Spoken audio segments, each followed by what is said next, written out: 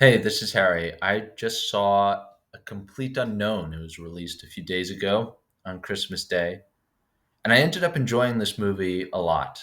I'm going to talk about why. I do think, first of all, that this is a conservative film about a singularly innovative man and songwriter. And I understand that some people have a problem with that it doesn't capture Dylan's lyrical brilliance. There's no Desolation Row or Visions of Johanna in this movie, and I agree that that's unfortunate. Those are, probably my two favorite Dylan songs. It mostly focuses on his early period stuff like "Times They Are Changing" and "Girl from the North Country," which is one of his best songs. And then at the end, we see him playing "Like a Rolling Stone."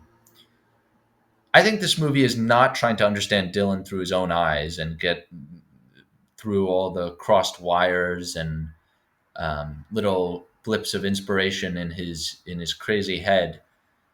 It understands Dylan through the eyes of Pete Seeger and Woody Guthrie, who are Guthrie in a kind of hospital care center in New Jersey, and they are very flattered and impressed that this young, good-looking boy has come all the way from the Midwest to carry on their musical tradition and sing to them.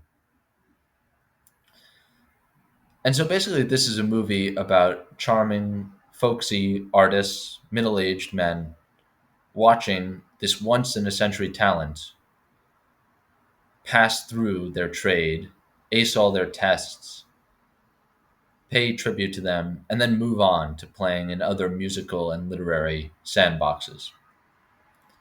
It's a movie about somebody with the poetic talent of Arthur Rimbaud or William Butler Yeats or John Keats, and the kind of aggressive, cynical, emotional, vocal talent of a Joni Mitchell or a Joan Baez or a Leonard Cohen or somebody who is really expressive.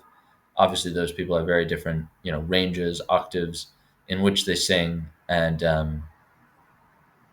different levels of skill hitting notes. But and so talented, who gets into this tradition of folk music and then who needs to grow beyond it. And I love how zen about that fact this movie is. This movie feels it's kind of structured and has the simplicity and the kind of world weariness and inevitability of a folk song. That people have a nature to them, they pass through others' lives, and then they have to move on.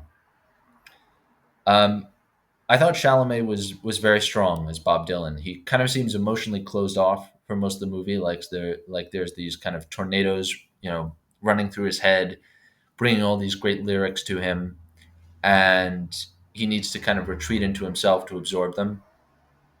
We mostly see him through Edward Norton's eyes, the Pete Seeger character, who has this affection for him and kind of mentors him from early on, and then is very proud of him when he becomes more and more popular. I thought the two most appealing performances of the movie actually were Elle Fanning and Monica Barbaro, um, who are both just incredibly beautiful in this movie. I have to say, very appealing and wearing these kind of like wholesome '60s outfits.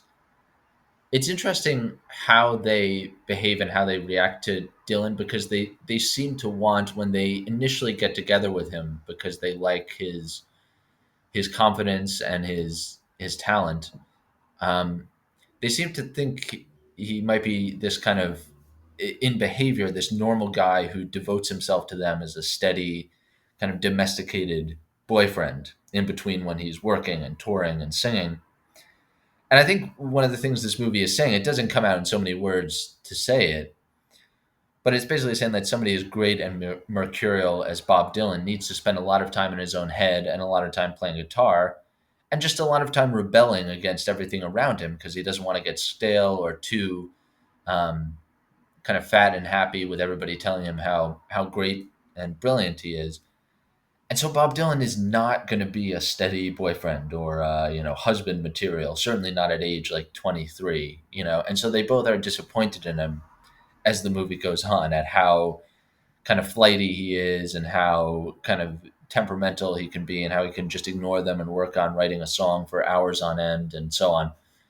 And I enjoyed that. I thought that that was an accurate, representation, that it's not, being as good as Bob Dylan doesn't just come, that just doesn't make it easy to also have a great social life and be able to always be there for your friends and your girlfriend and so on. Spending so much time focusing on your music and your writing and your poetry, and just spending so much time being a contrarian, which Bob Dylan was fundamentally. He loved to question, to play jokes on people, to be ironic about everything, to evade questions. He just loved to remain elusive and to fool people, and to get people to not take him too seriously and not take the world too seriously. And somebody like that is never going to be the most committed guy, especially in his 20s. Baez is a little bit like that as well in this movie. You get the sense that she's so talented, so young, and so many people are telling her how brilliant she is, and she's being offered to fly all around the country and the world to sing at music festivals and to record and to perform, that she just can't devote the attention to another person that would be like make for a rewarding relationship. And so when you have two people like that, Bob Dylan and Joan Baez, two people with that much talent and who feel this strongly about being independent and are trying to explore their own spiritual life and trying to decide where they want to live and be, and what direction they want their music to go in. They're not ideal long-term partners, right?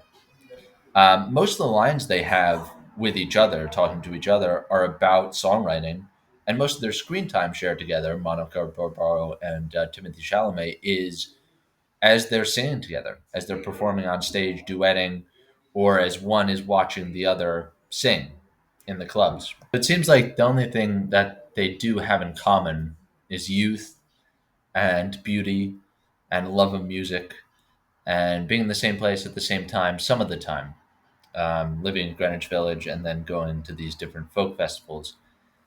But in your 20s, what more is there?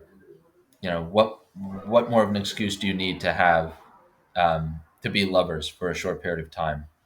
And that's what's beautiful about the Baez Dylan relationship. And I think this movie shows it very well. I strongly disagree with people who say the female roles are underwritten in this movie. I mean, I thought Elle Fanning got a lot of the best lines of the movie about Dylan and about how mysterious he was and how little he would tell anybody about his past and what he'd been doing before he came to New York.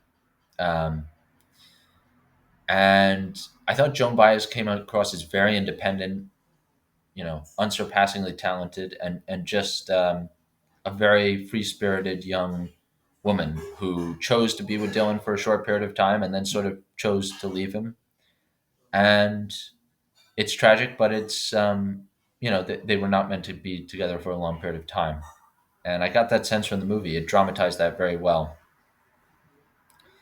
I have to say the last scene of this movie really moved me. I do have some reservations about the movie. It's not great. It doesn't capture some of Dylan, some of his kind of capacity as a writer and singer. But as I said, I think the movie's more from the point of view of these kind of slightly older folk singers and how they see Dylan passing through their world and then going on and leaving it, and how kind of annoying that is for them when he goes electric at the Newport Folk Festival. And that scene's certainly in this movie. It's dramatized towards the end.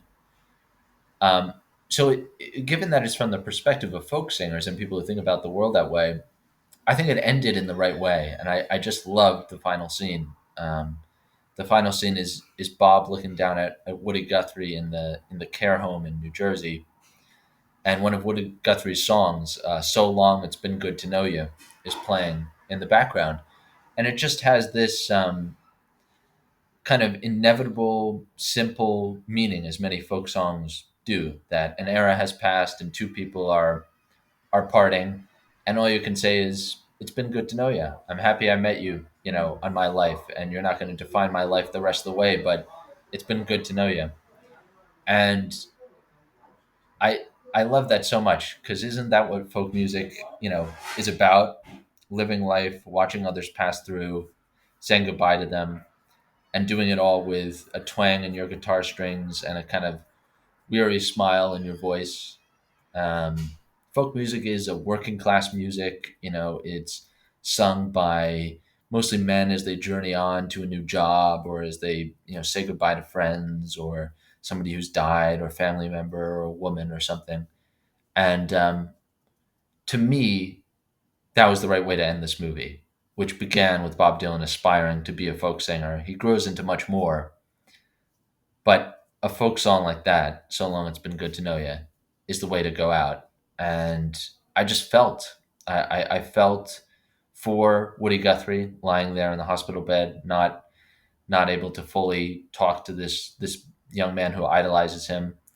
And I felt for Bob Dylan, who seemed a little conflicted, but who just needed to go on and write, play, sing, do his thing, on for decades into the future, and not be constrained by this one genre of music.